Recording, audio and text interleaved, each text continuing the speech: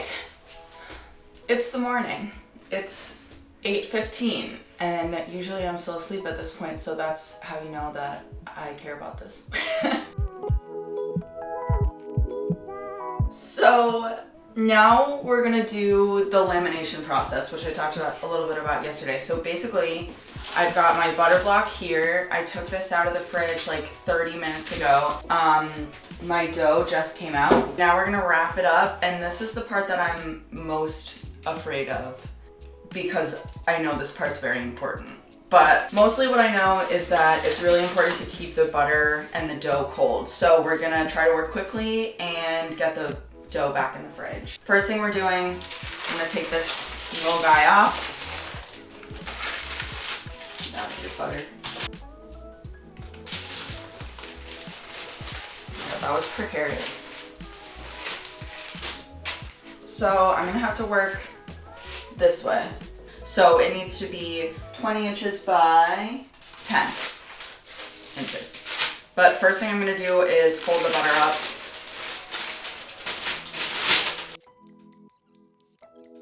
Oh, it looks like my dough like shrank a little. Probably, got a little full. I'm just gonna cut off the extra butter so that it's... Your dough didn't shrink. Your butter... Oh, my butter was a little big. Long. I forgot about my butter being a little long. Okay, I'm just gonna cut it. Oh yeah, my butter was like half an inch too long, right? Yeah, but I want to eat that. You can't eat it. So we're laminating. And basically,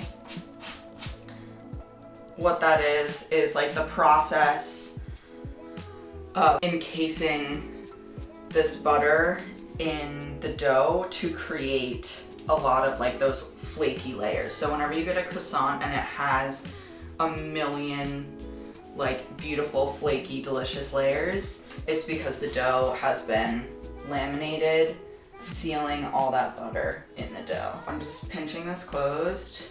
Now I've got like a little pocket with all of my butter in it, and I'm just gonna roll it out to 20 by 10. And I'm gonna approximate. No, I'm gonna measure it. That was a quick turnaround on that decision. I mean, you know I wasn't really gonna approximate it. No, there was 0% chance of that. There was 0% chance of me approximating anything. The only thing we're 100% sure of is that you will never just approximate. Is that I will never. Unless I'm like trying to measure like... Weirdly, like I don't want to approximate 1 teaspoon of vanilla or something like that, but like 2 tablespoons of flour, I'm like, here you go. I don't know. I think it speaks to the person you want to be. Like you want to be the person that's like, we can just approximate it. It's and fine. You deeply are attempting to be that person. But when it comes down to it, the ruler's out, the math is going, you've got a calculator on tap. Yeah, you want it to remain a rectangle because obviously at the end of this, we are going to be cutting it like into strips. And so it's important that we get nice, even strips. I'm almost there. I'm not 10 inches wide, but I am 20 inches long. Skinny! Worst game of 20 questions ever. Are they 20 inches long? Are they 10 inches wide? Is it a croissant dough? It is croissant It dough. is a croissant. How did you guess that? How do you know? That's crazy. I feel like that, like, Akinator app Oh my god. would be able to guess croissant They dough would. as a character. Okay, also now that you've said it though, if we ever played it with our Google Home, it would know. It It listens to everything you say. It was like, oh, is that the croissant dough you talked about in your kitchen 2 weeks ago? Like, get out of here, Google. I'm guessing. Let me think. Okay, now I'm gonna fold this up like a letter. Now I'm gonna do the same thing again. So I folded it up like a little letter and I turned it towards me, and that's called the first turn. Now I'm gonna roll it out again to another 10 by 20 inch rectangle. At this point, if your dough is too like warm, which this is still nice and chilled, if it was too warm at this point, you would want to pop it back in the fridge for 30 minutes.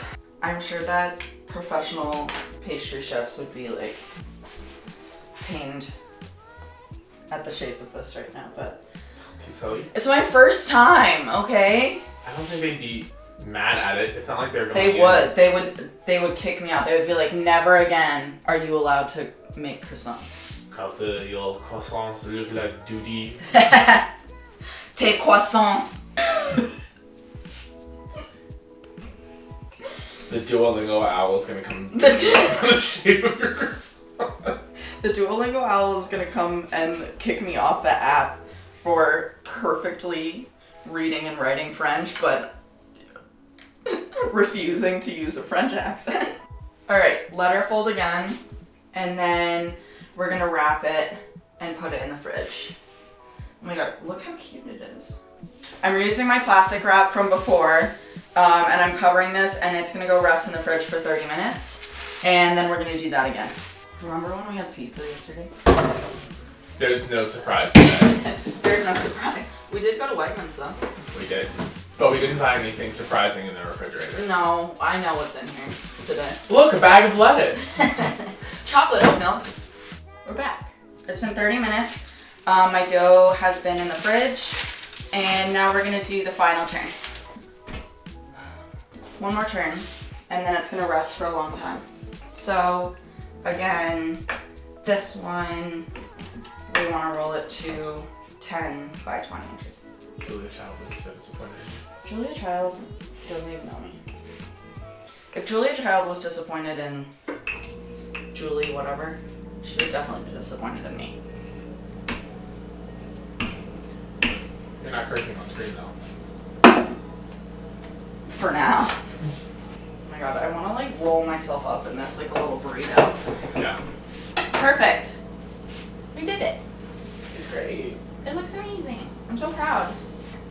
Now I'm going to fold it up one more time in a letter.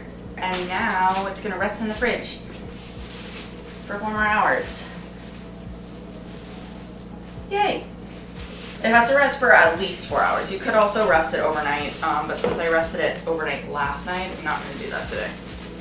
Okay, so it's been 4 hours. So now what we're going to do is roll it into an 8 by 20 inch rectangle, and then we're going to slice them up, and then we're going to roll them up, and then we're going to let them rest on the counter for an hour, and then again in the fridge for an hour, and then bake it. It's a long process. It's 1:30 right now, and so we've been doing this for almost 24 hours. I feel like it's a little dry, like it's cracking a little on the sides. I don't know what that means, but I can't imagine that it's gonna taste bad at this point, so there's so much butter in it. Yeah. Oh, I think it's just like, maybe it started rising a little bit, like there's like a little air pocket coming out. That's interesting. So we've got some crackage on the sides. I think maybe I didn't wrap it tight enough in the fridge, and it got a little dried out. But hopefully that's not gonna change the final product or like the taste or anything. You can also kind of see that it's like, it's getting some bubbles, some air bubbles, which means the yeast is like kind of waking up. So that's a good thing. Goal here is 8 inches by 20 inches. So we still got a while to go. Oh no. This is why chefs have short nails. Just stabbed the side of it. It's okay. Ah! Chef, is she a lesbian? Okay, Dana from the L Word. Niche content. I feel excluded because I don't understand the reference. But I'm assuming she was a lesbian chef. No, but she did date a lesbian chef, and she was like, I can't tell if she's a lesbian or not. And everyone was like, are her nails short? And she was like, she's a chef. Okay. Anyways, I'm gonna transfer this to my little rolling thingy because I'm gonna cut. So I can also use this as like a little cutting board. All right, So that is 20 inches by 8 inches wide. So pretty much perfect over here. I did it. Okay, pizza cutter. And I'm gonna divide this in half and then into quarters and then those quarters into halves.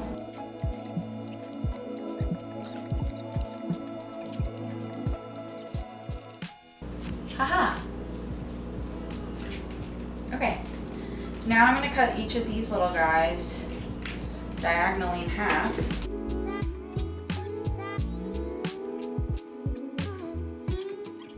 Now it says to stretch to an 8-inch triangle. So that's kind of a lot to stretch for some cold dough that doesn't feel like staying in place. You can see like all the layers in here. Beautiful. Cool! I guess that means the lamination worked. Hopefully. Buddy. Okay. And let's see if I can do this right. So it's set to put like a little slit, and then you're gonna roll it up.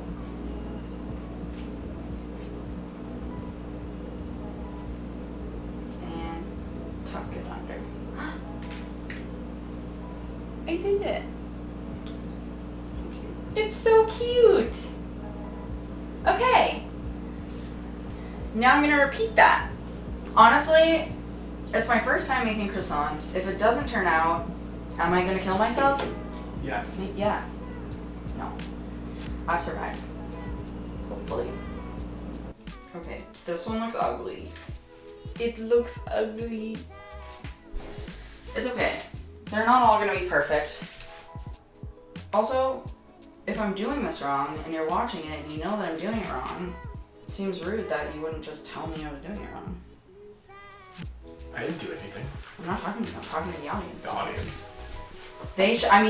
They should know. Yeah, who's watching this content if not other professional bakers? Right. How to make croissants. They need to know, obviously. What if I tried like rolling it out like this? Instead of stretching it? I don't know, I guess you could do that and then like note which one you did that to. How do you feel that way? Pretty squished. Yeah, you don't want to, you can't apply too much hard pressure or it'll squish the layers and you won't actually get a layer in it. All right. Last one. Last one, best one. That's Shelly, if you're watching. This is your shout out on our channel this time. Shout out to Shelly and Pablo. Breathe Cambridge. Okay. We do Pilates so we can eat pastries. Yes, we do. Last one. I'm trying to make it really good. That's a pretty good last one, best one. I'll give it to you. You really put the extra effort into that one. I did try really hard. You can see the layers even in this too. Oh yeah, it looks gorgeous. Do you want to bring it up towards the camera? Yeah. Here, I'll come to you this time. Hi, camera. It's gonna get too warm. I gotta put it down. Cool.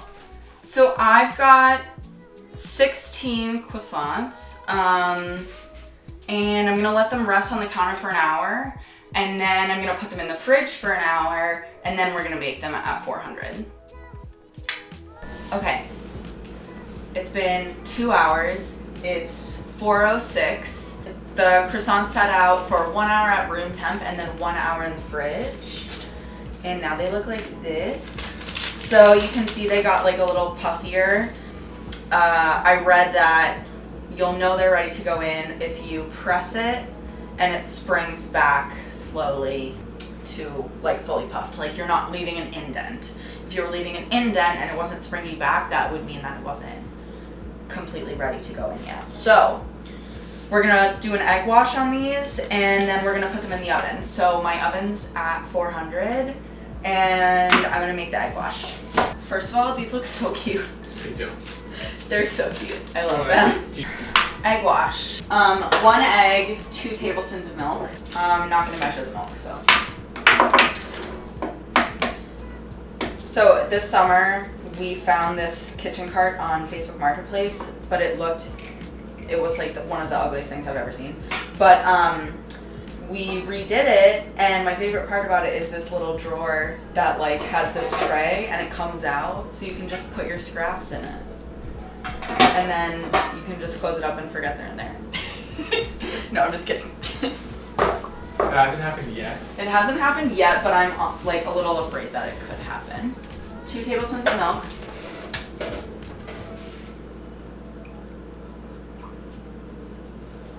Sure.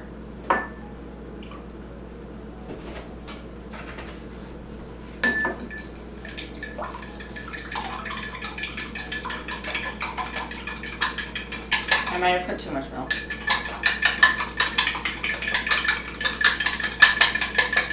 It's okay.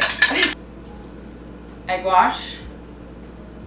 Try not to drip this everywhere, but do get it on all of your croissants. They look beautiful. Thank you. They do look pretty good. They look like a painting of what croissants before they bake should look like. Aww. So these are gonna go in the oven for 20 minutes total, but I'm gonna set 2 10-minute timers because I think halfway through I'm gonna wanna switch them around. So I'm gonna do that. Fun fact about this oven is it's approximately like 150 million years old, and you have to set it like at least 25 to 50 degrees cooler than you think that you need. So like right now it's set at like between 350 and 375 when I need it to be 400. We have an internal temperature gauge, an internal like thermometer that I constantly check so I can see if it's right. Yeah, these are gonna go in, and I'm gonna cross my fingers that they turn out. I did it, kind of. They look a little crazy. They kind of like fell apart. This one looks perfect, and I think this is the first one that I made. So your butter was cooler. Yeah. Most likely. And you can see that like the butter, I mean, while I was looking in the oven while this was going, like you could see the butter kind of seeped out, which I think means that the butter wasn't cold enough when I was doing like the lamination process. They look really pretty. They might not look like perfect croissants, but I'm really excited to eat them. And everyone starts somewhere with their Yeah. croissant making. I mean, so literally the first time I made them. I think you did a good job. You can see the layering really well in these ones. The shape of the general croissant is not amazing, but like the layering here is really, really cool. You can see all the layers in here, so I did do my best to laminate. Okay, Kevin already ate half of this one, and the look on his face told me that it tasted really good. You can see that it's like really flaky, that it's just kind of falling apart, but cheers.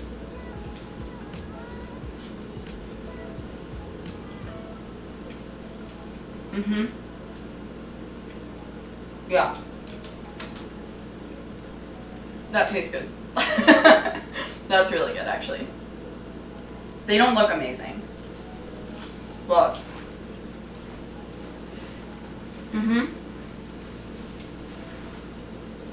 I'm definitely gonna try this again, for sure. Thank you for joining me on my first episode of Carter Eats, and my first time making croissants, and I was really nervous, and yeah, I'm feeling lucky that I did it. Thank you for being here. Subscribe to my newsletter. It's cartereats.substack.com. It goes out occasionally. I'm not on a schedule and I can't make promises. Follow me on Instagram. It's at Carter_eats. Twitter is at Carter_tweets. I'm on TikTok for as long as it goes. At Carter_eats on TikTok. That's really gonna age poorly. It is. In a week. In like 6 hours. I know.